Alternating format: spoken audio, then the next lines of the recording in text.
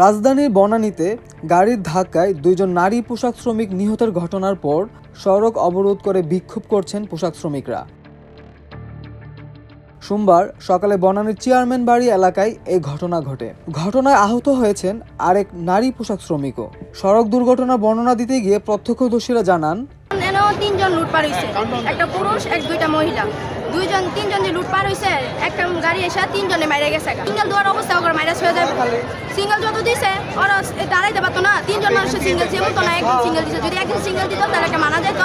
একজনের সিঙ্গেল দিছে, আমি মাইরাস হয়ে যাই। তিনজন সিঙ্গেল দিছে, তিনজন সিঙ্গেল দেওয়ার পরও মাইরাস হয়ে গেছে। আমি আইসি আয়া দিয়ে গেছে যে মাথা বেশি হয়েছে, এটা দপ্পর দপ্পর করে। তার একটা পাশে পড়ে রয়েছে, তো আমি তিন গাড়ি থামাইয়া 3 বোতল পানি লইছি, লইয়া ওইটারে খাওয়াইছি, ওইটারে খাওয়াইছি, আর একটারে খাওয়াইছি। খাওয়ার পর ওইটা আমার হাতি দম গেছে, আর ওইটা কই গেছে ওইটা তো আর খবর কইতে নেই ছেলেটা।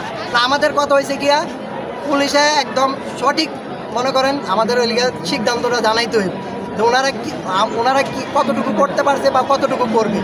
ওনারা যদি বলে যে আমরা মালিককে ধরছি, আমরা ক্ষতিপূরণ নিয়ে দেবো, মামলা হয়েছে বা এটার দায়ভার আমরা নিচ্ছি, আমরা ভালো করে তদন্ত করে দেখবো এবং কি ব্রিজের নিশ্চয়তা যদি দেয়, ওনারা আমরা যেসব দাবি জানাইছি ওনারা যদি দাবি করে তাহলে আমরা আমাদের এখান থেকে আমরা চলে যাবো। এতে ঢাকা ময়মনসিংহ মহাসড়কের দুই পাশে যান চলাচল বন্ধ হয়ে যায়।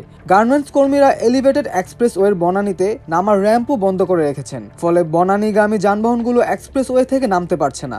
এতে পুরো এক্সপ্রেসওয়েতে তীব্র যানজট দেখা দিয়েছে।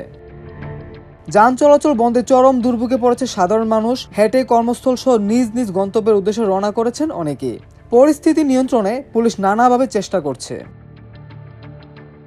ঘটনাস্থলে গুলশান বিভাগের ঢাকা মেট্রোপলিটন উপ পুলিশ কমিশনার মোহাম্মদ তারেক মাহমুদ জানান,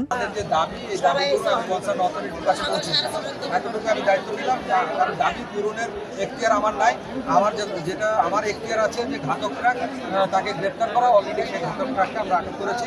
তাদের মালিক এবং যে ড্রাইভার আছে তাদেরকে আমরা খুব দ্রুত আইনের আওতায় নিয়ে যাবো। মামুন খান, আমার দেশ।